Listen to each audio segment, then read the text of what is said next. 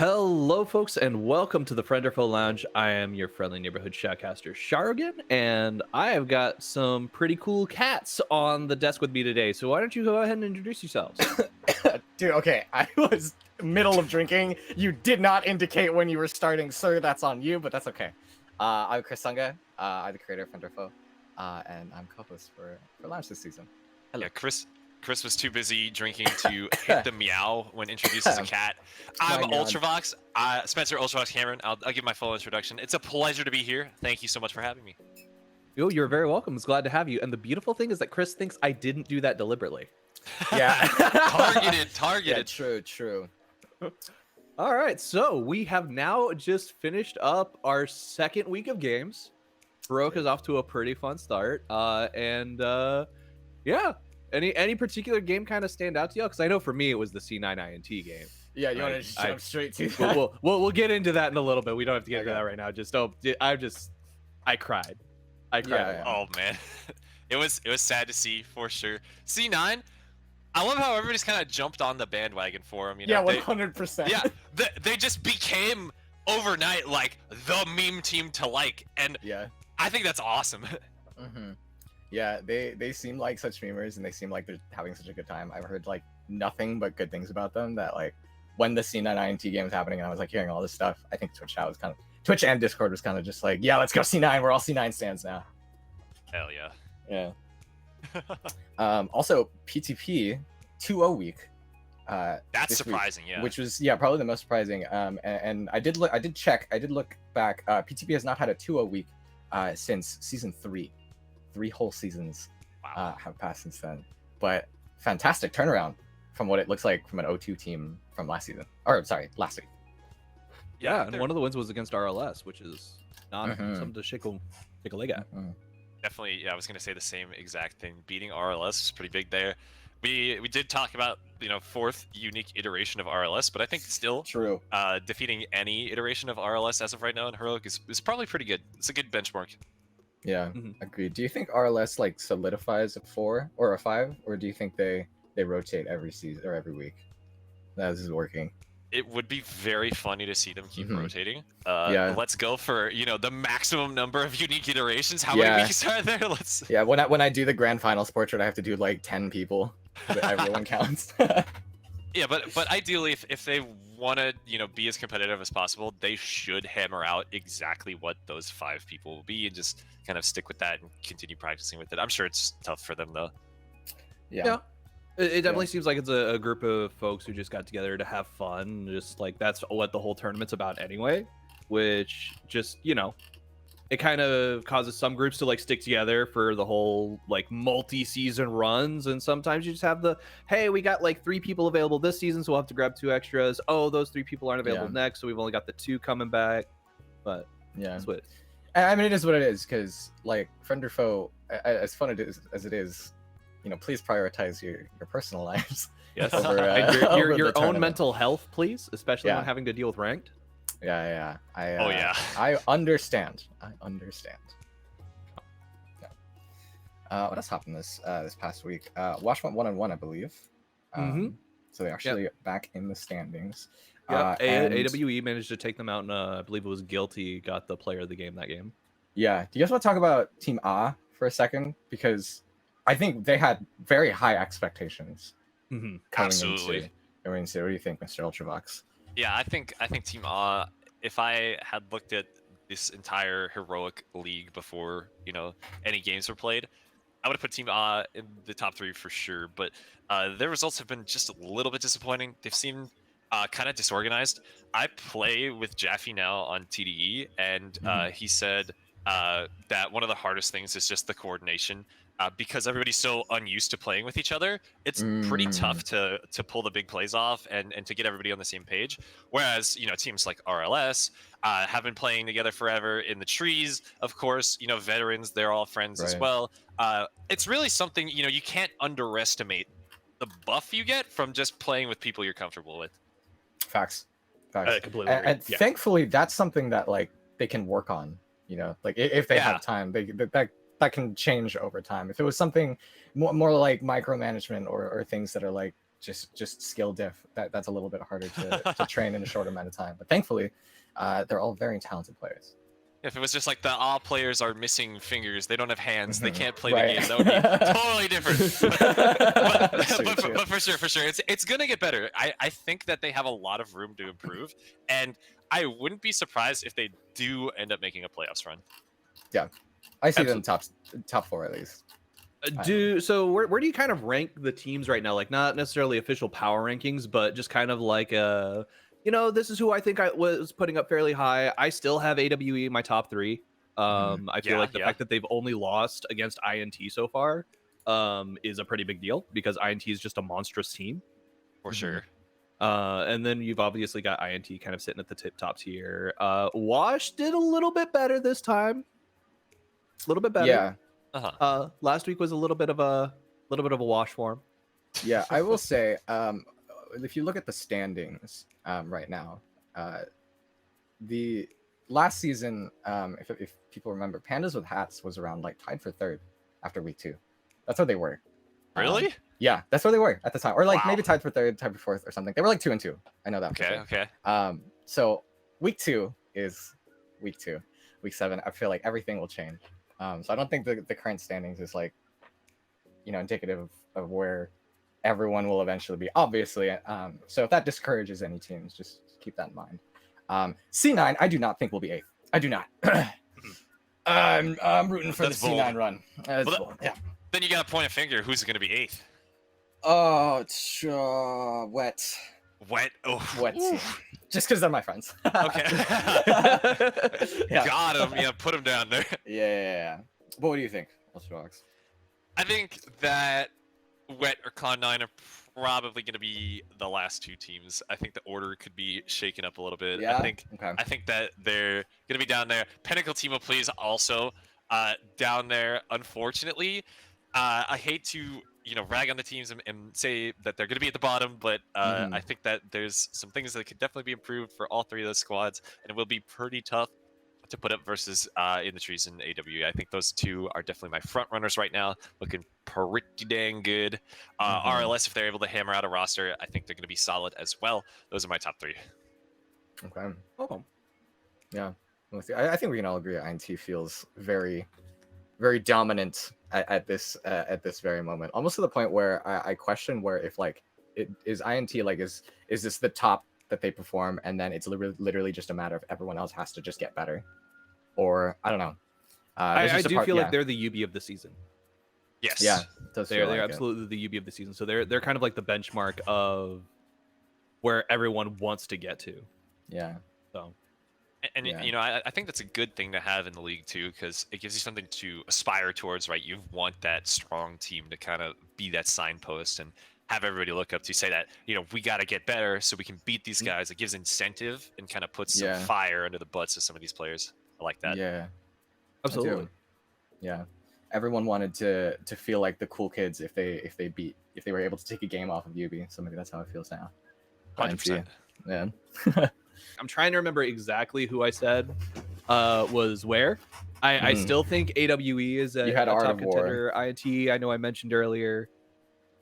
But I think Wash is showing themselves to be better, so I wouldn't put them quite as low. Maybe at 4th now.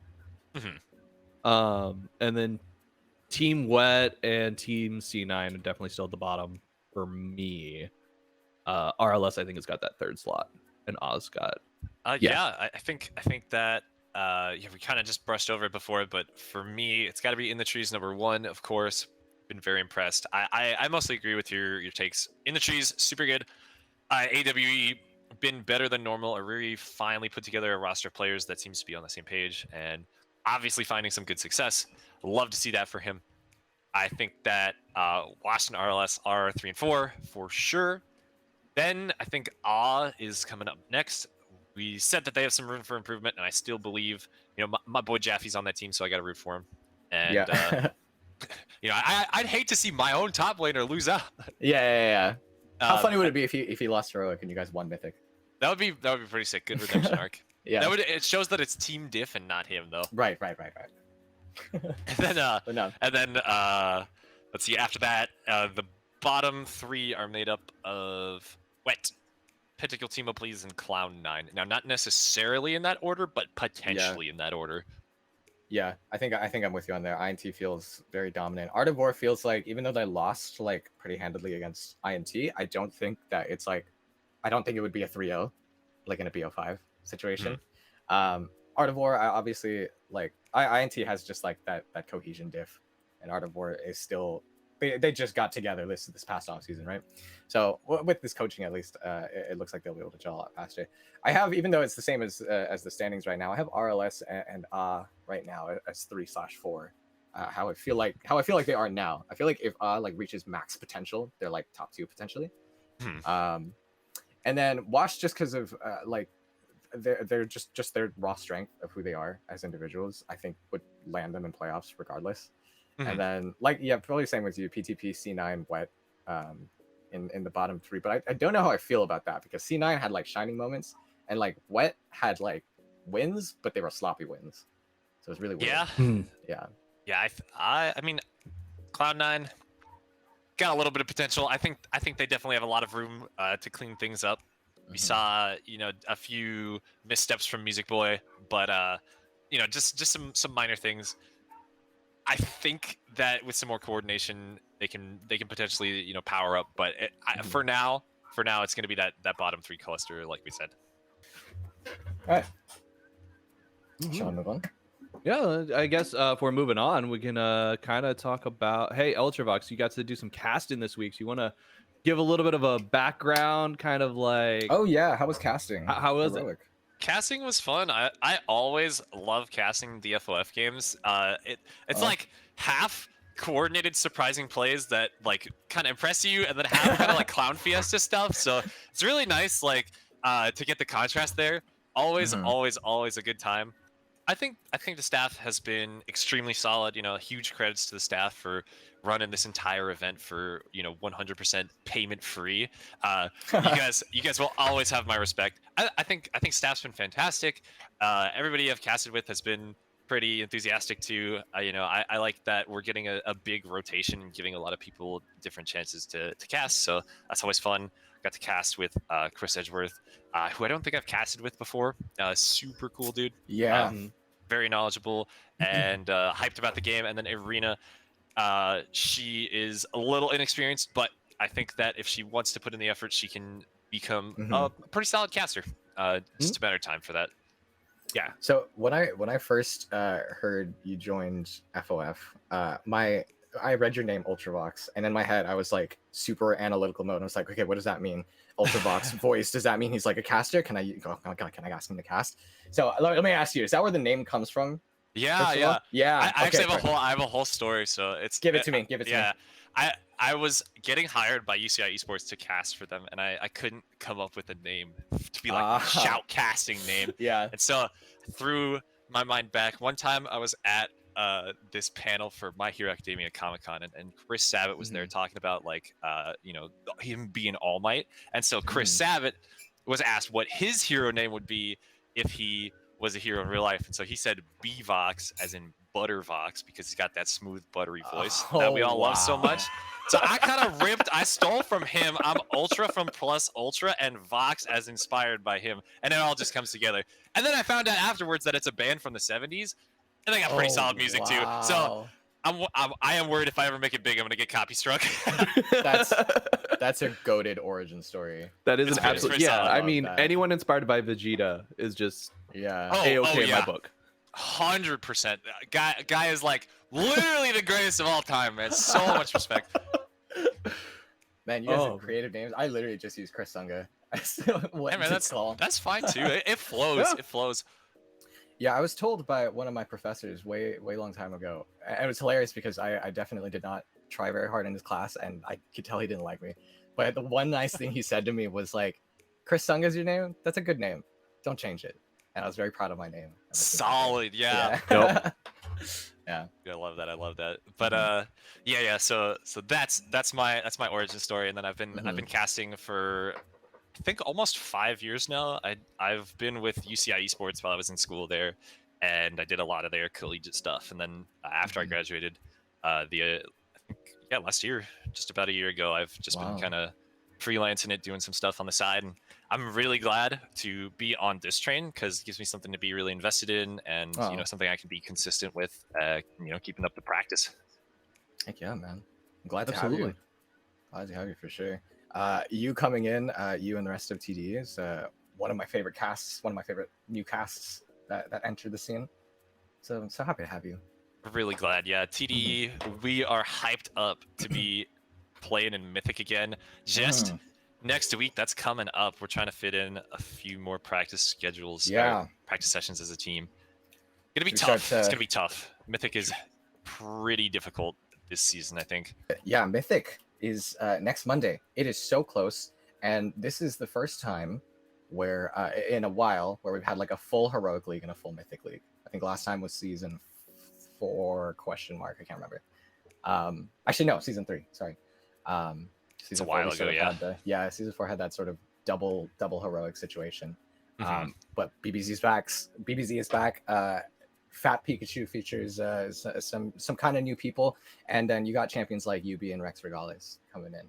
Kind of insane cast. Yeah, they got that star power on their side. We're shaking on our boots out here. I think that TDE is not expecting to be a top 3 team off the bat. I think Really? yeah, 4th or lower. We definitely have some ways to go versus these very experienced squads. Rex, I'm on the Leaves train, bro. I'm still on Leaves the Leaves train? Yeah, I'm still on the Leaves train. All right. You gotta believe he's practicing the Belveth. It's getting pretty nasty. Okay. Ooh. Yeah, he loves those. He loves those. like solo queue carry type junglers. So we'll see if he can find some success with those in Mythic coming up. Yeah. But I think definitely the team to watch out for is Rex Regales, followed by BBZ, and then UB's probably my 3rd pick there. Yeah. Rex Regales. Wow, you mean not top on the leaderboard? Yeah, surprising, right? But I think that I actually think that UB they have a very specific playstyle. It's utility monster draft. They put Civillock on something that has CC in mid lane, is supportive. They have utility on a fat tank, and then they let Jeff 1v9 the game, right? But they can't do that anymore because Zeri got kneecapped. So Jeff, what are you gonna do now? Oh no, the way true. Silver's been shaping up.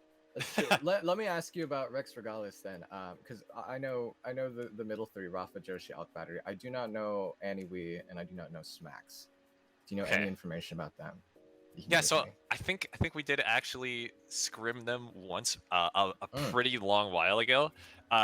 They are extremely coordinated.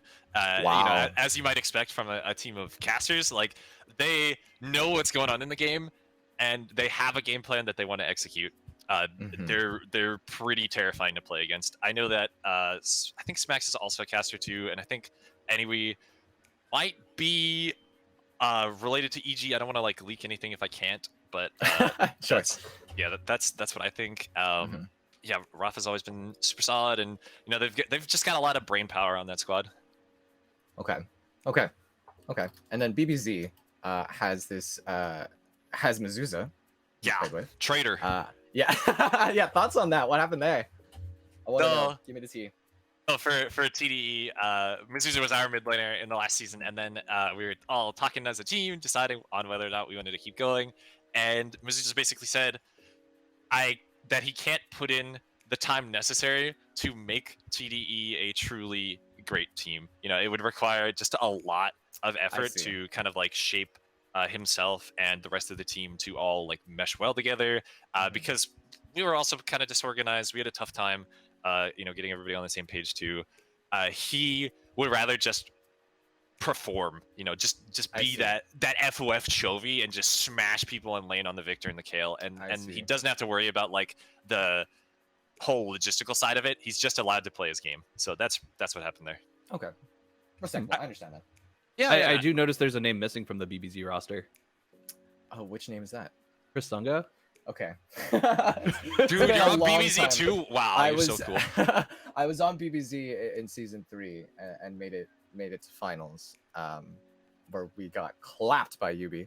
Okay, let me tell you, BBZ, if you're listening, I apologize profusely, because having to play with the producer is like insanely hard. Like no practice time ever. I felt so bad because I felt like if they had like a support that wasn't the creator, friend or foe, they might have been able to take it home. But I think it is what it is. I think because of that, though, we were able to birth this UB dynasty and create this crazy narrative. So that's how it started, huh? You Yeah. sandbagged BBZ and set Yeah, it's UB my up. fault. I set up the scripts. My bad, guys. My fault. My fault. My fault. Yeah. The following 3 seasons were all planned and scripted. Damn you FOF scripters. We're But sorry. yeah, Sharogen, you got any thoughts on Mythic as of right now? Yeah. On Mythic as of right now, I'm really excited about Fat Pikachu, just because Really? Nice. they've got Blackpink. I just like Blackpink as a general I rule. love Like Blackpink. everything about Blackpink is amazing. Their Mhm. music is fantastic. I have no Okay. idea about the player, but Okay. the band itself I absolutely love. Who's your favorite? Which one? I And if it's honestly don't know the names. not Lisa, you're trolling. I will say it's Lisa. Okay, I'm, cool. I'm gonna have to admit I'm not a stan in that I know the names of all the singers. I just love Alright. listening to the music. All right, whatever. I just throw the track on and I just listen and vibe out, Okay. man. That's all I, I do got you. when it comes to I got music. you. We're talking about K-pop, right? Yeah. Okay. I honestly, I think Blackpink was probably the first band that actually like introduced K-pop. Like I'd always listened to it, but they were like the first band that I was like, I'm listening to this whole album. Heck yeah. Interesting. Talk about the player. Yeah. Yes. So I've been looking at Fat Pikachu's roster, who's been doing a little bit Yes. of preliminary scouting. Oh. The first thing I noticed is that their jungler plays so much League of Legends. This guy is crazy. Yes. He's got like 1,000 games just this season, and that's nuts, man. That puts the fear of God in my heart. Like, dude's Wait, already yeah, at like actually, 1,200 holy games. crap. Yeah. Yeah. God. 599 wins, 533 losses. Yeah. So that's a little scary. Chad. Doyan, I if need you're- him to play one more game for that even 600. Yeah. Doyan, if you're listening, serious respect, dude. Good job putting in the time there. Yeah, for real, man. You do not worry about minimum rank requirements at all, sir. Do not. Fat Pikachu, I am particularly interested in because Sandubu was our coach on SDC. Who it was definitely more of like a friend coach more than like a serious coach. But he's a good friend, very nice guy. I played with I'm Soloing on SDC as well. And he's a fantastic player. The thing is there's this big opening video ceremony video that I create, the traditional like Japanese narrated thing. And I was making that for Mythic, and thankfully for everyone in Mythic, I have footage of almost everybody from way back when, so I was able to grab VODs. Fat Pikachu, I have no VODs on except for I'm Soloing, but he's a substitute, right? So they were the only team I had to go. I had to like kind of snipe their practice sessions, you know, to try to get some footage, and they look so coordinated. They look actually insane. Really? To the point where like I was watching with Theracles. Theracles was telling me like he genuinely thinks like this is a Fat Pikachu win. Like, No way. Okay. yeah. Wow, I was gonna totally underestimate them because Yeah. all I had seen is that, you know, they're OPGGs, their jungler plays a crap load of League, and then they have 2 1-tricks in top and mid, and I thought that if we could target them out, it might make it a little bit tougher for them to play their game, but if they're really that giga coordinated, man, Yeah. You know, And again, and it could be just the one game that I saw. It could have just been the one game. So who knows? let's hope it wasn't a fluke. Yeah. hopefully, but you know, like the first game that they're going up against is against UB. Yeah, That might actually be a really interesting litmus test. for Wow. sure. Wait, actually, yeah, their first match is UB. Yeah. We all hear so much about Brian Sang and how he's like the next incarnation of Jesus Christ himself. Right, So right. I'm really interested to see, you know, how that's gonna go. You know, if Fat Pikachu is as good as you guys are saying they are, like that's gonna be a really exciting match to watch. And you know, we Yeah. probably should have waited before talking about Fat Pikachu because their second match is against TDE. Oh, Oh yeah, thanks for the free intel, nerds. Oh, That's my all bad, I my got. So we probably just stole a free win from them by talking about them. It's okay. It's I'm okay. sorry. I could have figured all that stuff out myself. No worries.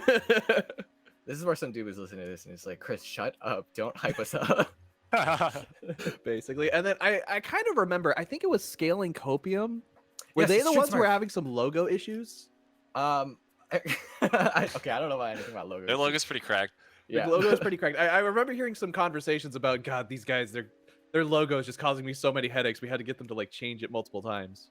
Oh, I didn't hear anything about changes. but I heard It may have Smurf been.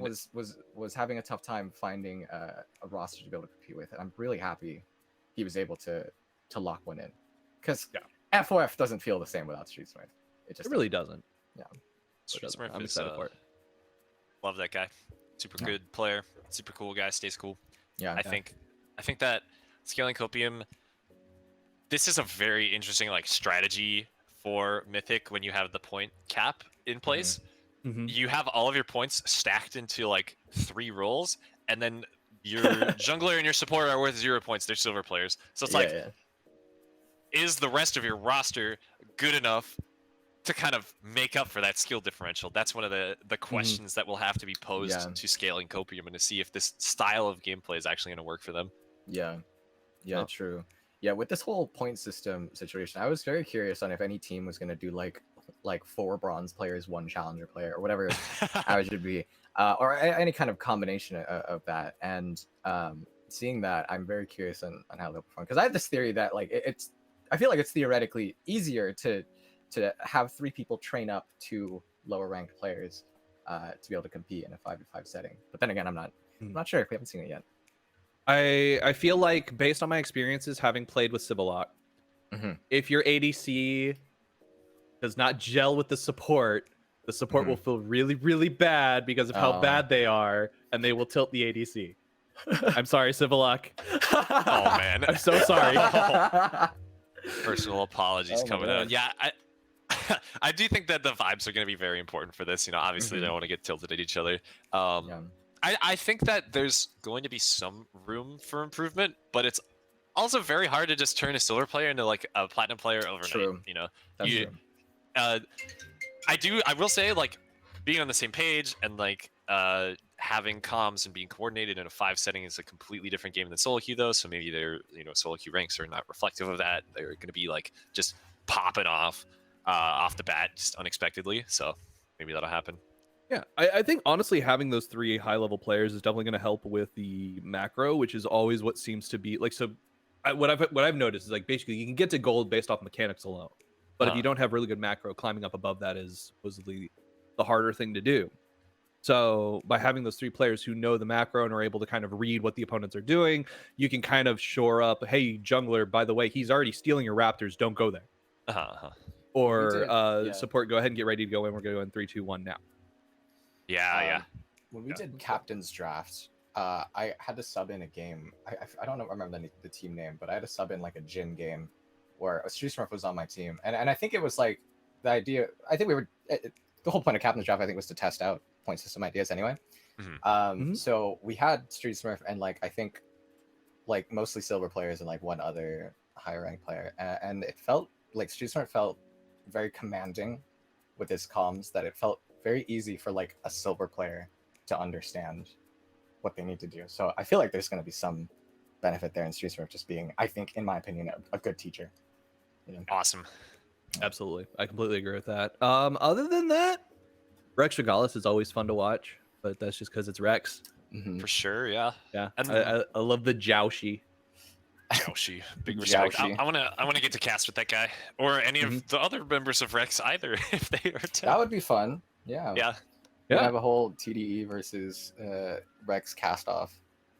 Would be cool. Would be really cool. Do you guys want to talk about Eek and super late reveal for a second? Because I feel like we haven't touched on them. I was just about to bring up Eek because you said the team configuration with like a challenger and 4 bronzes. They're pretty close to that. I'm not gonna lie. Yes, I've heard about this. They've got Kongzi, the Masters or Grandmaster. What's 34 points? Is that Challenger actually? I don't remember. Okay. He's still just listed as Master. Just Master? Okay. Just Master. 309 LP. Got it. So yeah, Doyon has 26, so he's like high Master. Oh, got it. So yeah, he's the Master player. Everybody else is a gold player with low point value. And it's gonna be another one of those questions like, is having the really good player gonna be enough to make up for the other 4 players on the team? Yeah, facts. And to be fair, they do have 3 Masters players on their roster. Just 2 of them are in sub slots. They'll never be able to play with each other. Nope. Sad. We have Let's Go Joey and Arena Thunder, who are experienced, I think, now in FOF. They've played enough in-houses. They've played enough competitive games to feel, in my opinion, hopefully feel comfortable being able to trust Kangji. But I feel like it's so hard to shot call from the ADC role. Is that just me? No.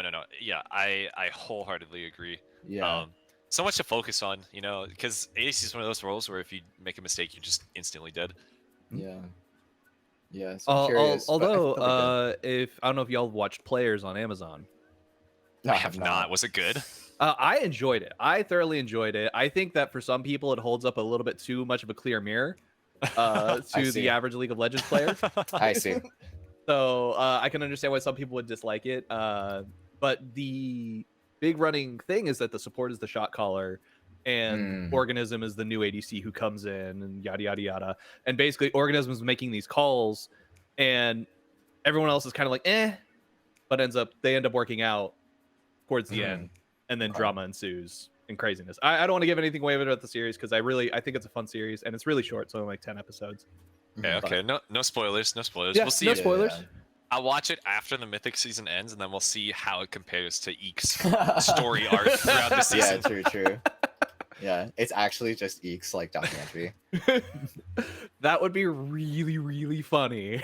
Yeah. Although we I could do have documentaries a of every hard team. time imagining Arena Thunder is the support player from. Yeah. I have a hard time imagining her screaming like at her Yeah. teammates, like we got a bad, we got a bad, we gotta go mid, we gotta go mid. Like I have a hard Yeah, time. if there's She's anything- so kind.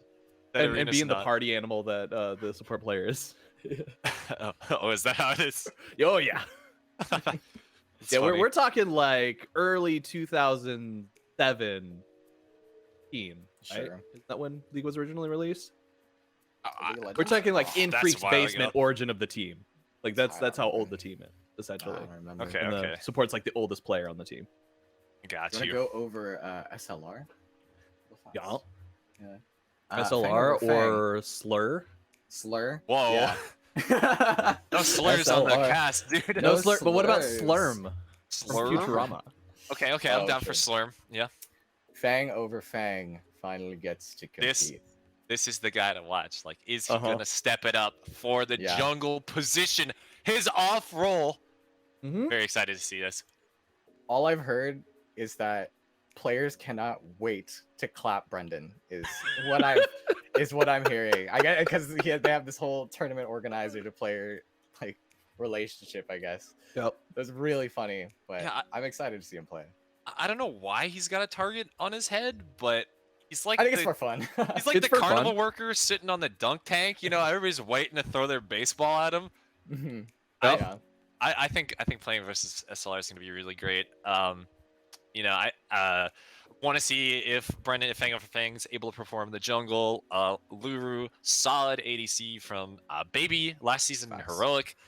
The rest of the players are coming up to, you know, everybody knows Anti now. Fighting game community guy. Plays Yep. plays a mean top lane. And then Tef and Pure Llama, I actually know the least about them. Okay. Tef's been an RLS staple though, I believe, right? Yeah. Tef is currently the most active friend or foe player. He has the most. They have the most amount of games in their belt. in the Gotcha, Friend or Foe gotcha. History. Yeah. So Tef's been around for a while, and that experience is probably very beneficial. Tef has always been just like solid. Mhm. I think season 1, season 2, they were very like they were popping off. I remember that, and I think they were getting MVP votes. But now it's everyone is like solid with Tef.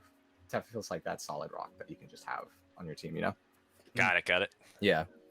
And then yeah, Llama hasn't been disappointing either from what I've seen. So Yeah. He's Yeah. very solid, very solid. Very hot-headed, but very solid. hey, you know, gotta have some personality. I Yep. definitely prefer that to players that are just wet blankets. I just know Yeah. I get spam filtered whenever he messages me. I saw that too. Yeah. Yo, what's up with that? I have no idea. He's trolling our server, so guys. He's funny. a Basically. malicious agent.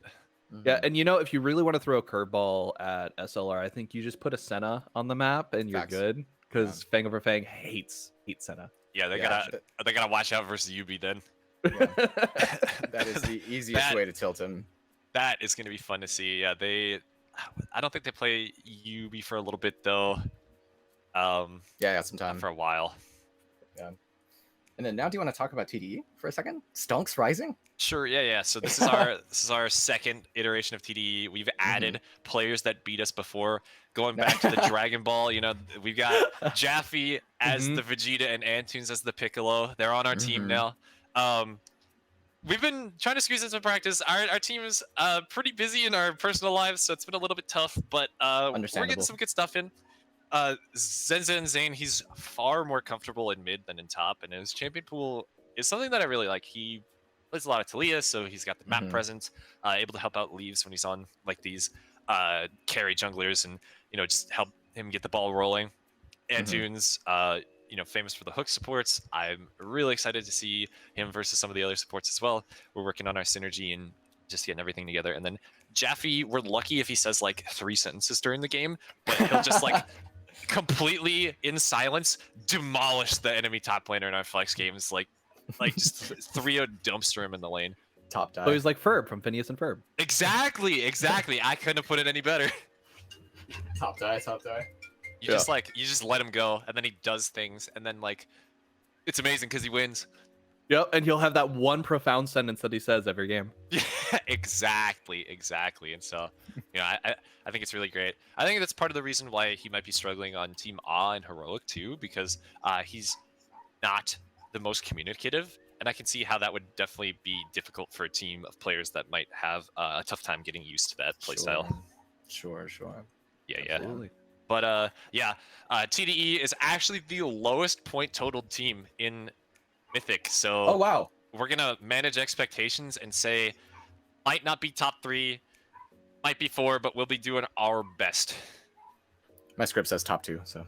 Top 2, okay, yeah. Yeah. Listen, we need that best of 5 versus Yubi. Utility Monster was too scared. He was peeing his pants when I challenged him to a best of 5 in the off season. He did not want to run it back. Oh my god. Called out. Yeah. Called out. Okay. Well, you gotta do it in official capacity now. You gotta make it to finals. We gotta make it to finals. We gotta kick their asses once and for all, and put this in the dirt. Yubi, you're done. Death to cats. Okay, and then Yubi's coming back as well. I forget if we talked about them. The big thing being Brian Sang's back. Yeah. Oh, we did talk about them a little bit. Yeah, we kind of glossed over it. Yeah, they're keeping the same roster from Heroic last season, and they look solid. Red has some weird item builds, but he's a very proficient top laner. I think he's got a good head on his shoulders too. I think that the strategic minds of Utility Monster and Civillock really are what makes the team run so well. They have ideas how to play the game. They're decisive. They know what they're doing. And of course, they've got Mechanical God Jeff to back him up. So with the addition of Brian, this is going to be pretty fearsome. It's going to be fearsome. And I want to, unless we wanted to do like one more breakdown of Mythic of like where everybody ranks everything. No, we can go. Sure. Yeah. Sure. Yeah. Well, I'm saying, do we want to do that, or because I had a question about the FOF meta that I know UltraVox brought up, and we're kind of running up on our timer. I see. One of 2 choices. Okay. I think we can speed run a ranking. The top Speed run the ranking? Okay. Speed run the ranking, and then we can talk a little bit more about the meta, and then we can, if you really want, we can go back to Heroic also, because I feel bad that we didn't get to talk about that for let's much talk about time. them a little Yeah, bit. it's totally up to you though, however you want to run it. Okay, so let's just do a speed go run down the ranking. list. I think top 3 are going to be Pikachu, Rex, and I'm leaning SLR. Really? I'm sorry. Okay, it's fine. It's totally fine. It's totally fine. It's whatever. Okay, it's tough. I think that number 1 will probably be Rex. I have a lot of faith in them. I think number 2 is BBZ. 3, I want to put Yubi, but you guys have kind of got me on the fat Pikachu train now. So I know. I'm so scared. I'm overhyping them now. I don't know. Like, I think between 3 and 4, it's either fat Pikachu and Yubi. I don't know if I can order them. I think that TDE is going to be better than SLR and Eek, though. I think those 2 will probably be near the bottom. Forgot Scaling Copium. For us, I think Scaling Copium might be a little bit better, so they might be 5th. We have 8 teams, right? Do we have 8 teams? Yeah. Okay, yeah. So that means that TDE is 6th, and the 7th, 8th is Eek and SLR, or SLR and then Eek, I would say. Okay. I feel like mine would be pretty close, except like I said, my script has TDE in the finals. Okay. And I have this really strong feeling that like it won't be clean, but UB will make it to finals somehow. I have a feeling. I have this biggest, strongest feeling in the world. This is just another UB finals, and they're gonna get a 4th anime portrait, but it's a UB TDE final. I just the strongest feeling. I don't know for sure. Dude, All of these teams, I'm looking at it now. Like I have No pressure. idea who's No gonna pressure. win. that's so Oh my copium. goodness. UVTDE finals. Yeah, dude. I believe. I think Rex makes it to the finals 1,000,000%. Okay. But I appreciate your belief in us. We'll do our best Mhm. to not let you down. Yes, sir. But I'd say yeah. Okay, so let's say that's top 2. Third, I want to say BBZ. Fourth, I'd say Rex. Fifth, I feel like I'm overhyping Fat Pikachu, but I have the strong feeling like if anything, they might lose because of like an experience diff or something. Uh-huh. So maybe they end 5th. And then I can't remember who I'm missing. So the rest in the bottom 3. The There you go. rest. Ouch. Sorry. I think it's something like that. Something similar. Something close to Dude. that, at least. Yeah. Is that copium? I'm sorry. No, it's Everyone needs a good dose of copium now and then. Yeah. yeah. No, I appreciate the belief. You know, it keeps things interesting. You know. Yeah. Absolutely. I love Great, being it's proven good. wrong. I, Anyway. I have to admit that I have a little bit of copium with SLR. Like I did a quick shot of it. So Yeah. All right. Well, I'm Fair. very excited to see how Mythic unfolds then.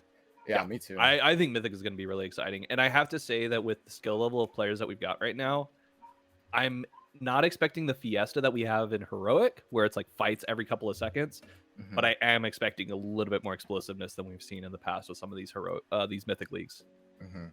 Yeah. I think the teams are going to be a lot more disciplined. It's Mhm. it's kind of what you get with the higher ranked, more coordinated players. So definitely a good contrast there.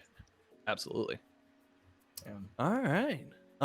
And so I guess the last real thing that I wanted to talk about is like I said, UltraVox, you had mentioned something interesting about the meta, specifically in regards to I think a Vayne popping up as a response to Sivir. Yes, that's one thing that I definitely didn't expect from the Heroic League. I thought that Vayne would be, too difficult to pilot, too difficult to keep safe in Heroic, but it actually seems like it's kind of the opposite. Like teams are uncoordinated and therefore unable to deal with Vayne. And so she's just popping off in these fights. We saw Kenny Hammerspike just, with the total 1v9 plays in the Inverse C9 game.